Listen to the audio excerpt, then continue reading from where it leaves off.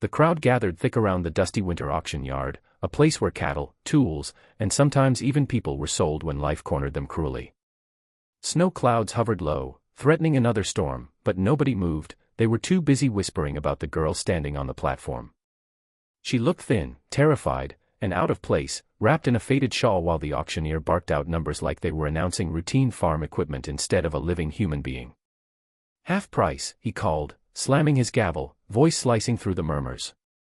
"You won't find a more obedient worker in this territory. Someone take her before nightfall." But every man stepped back instead of forward.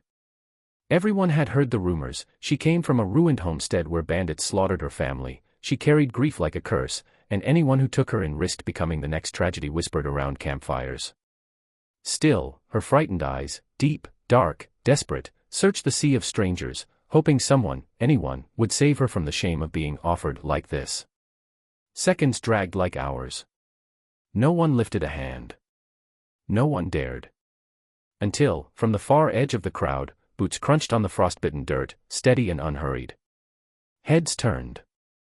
A tall cowboy, broad-shouldered, dust-covered, quiet as a shadow, walked forward. His hat was pulled low, coat rough from travel, and his presence shifted the entire yard as if a mountain had decided to move. Nobody knew him. Nobody recognized the brand on his coat. But they felt the authority in his steps. He stopped in front of the platform, looked at the girl, not with hunger, not with interest, but with something that made her throat tighten: respect. Real, unflinching respect. She blinked, chest trembling as if she wasn't sure this wasn't some hallucination brought on by fear. The auctioneer cleared his throat, suddenly uncertain. "Ah, you sir, are you bidding?" The quiet that followed was louder than any gavel strike. The cowboy lifted his hand slowly, deliberately. "I am," he said in a deep, steady voice that rolled like distant thunder. Gasps rippled through the audience, some recoiled as if his decision invited bad luck to settle over the town. But the cowboy didn't care. His gaze didn't leave the girl. She felt warmth spread through her frozen limbs, a spark of safety she hadn't felt since before her home burned down. "Half price?" he asked. "Full price," the cowboy corrected calmly. "She ain't livestock for discount." The auctioneer, startled, fumbled the gavel. The crowd erupted, whispers, curses, warnings, but the cowboy didn't flinch. He stepped closer to the platform and offered his gloved hand. The girl stared at it, unable to move, tears gathering like morning dew. Why would you bid on me?" she whispered. His voice softened. "Because no one deserves to be sold to the lowest fear." She stepped down slowly, her hand slipping trembling into his. The cheers and jeers faded behind them as he led her through the yard, shielding her from the cold wind and colder stares. She felt the weight of judgment hitting them both, but his grip never loosened. She learned his name was Colt Maddox, a loner who worked the outlying ranges where wolves still roamed and men lived by honor instead of rumor. He had no wife, no children, no family, just a ranch that stretched farther than eyesight and a reputation as silent as snow but twice as steady. When they reached his horse, he removed his coat and wrapped it around her shoulders. She froze again, overwhelmed. "Why are you helping me?" she whispered. Colt looked at her with the calm certainty of a man who didn't waste words. "Because you needed someone to step up," he said simply. "And because I don't leave folks behind." Tears spilled silently down her cheeks, soaking into the coat collar. She hadn't known kindness since the day her father's ranch went up in flames. Now, for the first time in months, she felt something return, something she thought had burned with her home: hope. As Colt lifted her gently onto the saddle and swung up behind her, holding the reins with steady, protective hands, the girl realized something else: this wasn't the end of her story. It was the beginning of the chapter fate had been saving for the moment a lone cowboy finally raised his hand. And as they rode into the falling snow, the world behind them shrank into the silence it deserved, while ahead stretched the unknown, wide, wild, and waiting. As the days passed on Colt Maddox's remote ranch, the girl, whose name he learned was Alara, began to thaw like frost under the morning sun, though fear still lived quietly behind her eyes. His ranch sat miles from the nearest trail, surrounded by towering pines and rolling hills that swallowed sound like a gentle secret. Out here, the world felt cleaner, slower, untouched by the cruelty she had faced. Yet every time she woke, she braced herself for shouting, punishment, or harsh orders, the kind she had known from the men who destroyed her home and from the townsfolk who treated her like damaged goods. But Colt never raised his voice. Never demanded anything. Never even asked why she had been auctioned off in the first place. He simply gave her space, his most powerful gift. He taught her simple things, not as chores, but as steps toward reclaiming her life, brushing down the horses, warming biscuits on the stove, tending the small greenhouse where winter herbs fought for survival. When she struggled, he stepped in silently, guiding her hand without ever gripping too hard. When nightmares tore her awake at dawn, he set a cup of warm coffee at the table before heading out to work, never asking what she dreamed about, always letting her speak only if she wanted to. And slowly, she did. One evening as the sky burned orange behind the mountains, she found him repairing a fence, sleeves rolled up, working with the steady patience of a man who had rebuilt more than wood in his lifetime. She hesitated, then whispered, "You want to know what happened to my family, don't you?" Colt paused, wiped sweat from his brow, and shook his head.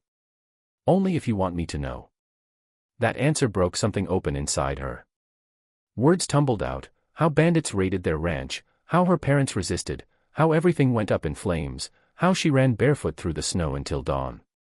How the townsfolk blamed her curse, her misfortune, her dark cloud that supposedly followed her. How she ended up being auctioned because no one wanted to take responsibility for a girl marked by tragedy. Colt listened without interrupting, his jaw tight, eyes shadowed with a silent promise. When she finished, shaking, he stepped close and rested a gentle hand on her shoulder. "They didn't reject you," he murmured. "They failed you." The words struck her heart like truth forged in fire. Life settled into a rhythm, quiet breakfasts, shared tasks, long rides where she learned the language of the land, the crunch of snow, the whisper of wind through wire fences, the soft snort of Colt's horse, Bandit. She felt herself growing stronger, not because he carried her pain, but because he gave her room to carry it differently. But peace has sharp edges, and winter carries more than cold. A week later, trouble arrived in the form of 3 riders, their silhouettes stark against the white horizon. Colt spotted them first and told Alara to stay inside no matter what. When the men reached the porch, she recognized them, the same gang that had burned her home, led by the scar-cheeked brute who once mocked her father as he dragged him through the dirt. Her blood froze. The leader smirked at Colt. "We heard you bought yourself a half-price girl," he said. "We've come to collect what belongs to us." Colt didn't smile. Didn't blink. "You don't own anyone." The men spat tobacco onto the snow. "We own whatever we take." The threat hung thick in the air. Alara trembled behind the curtain, watching Colt's fingers curl near his holster, not in fear, but in warning.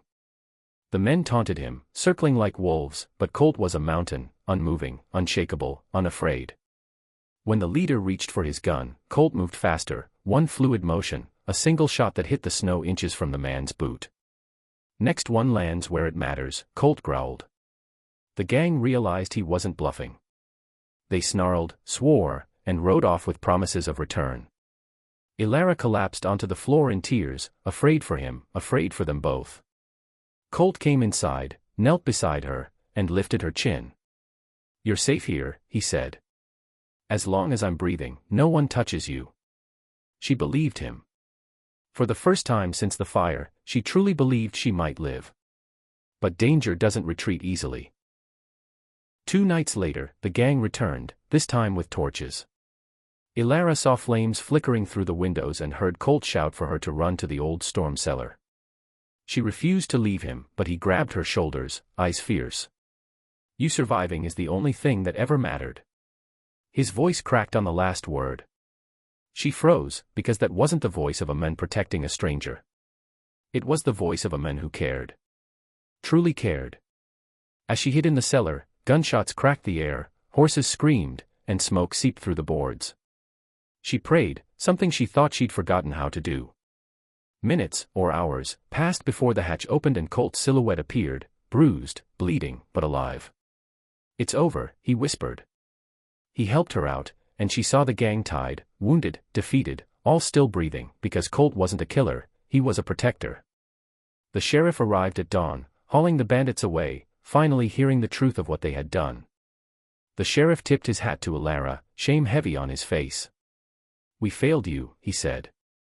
She nodded, but her hand stayed in Colt's.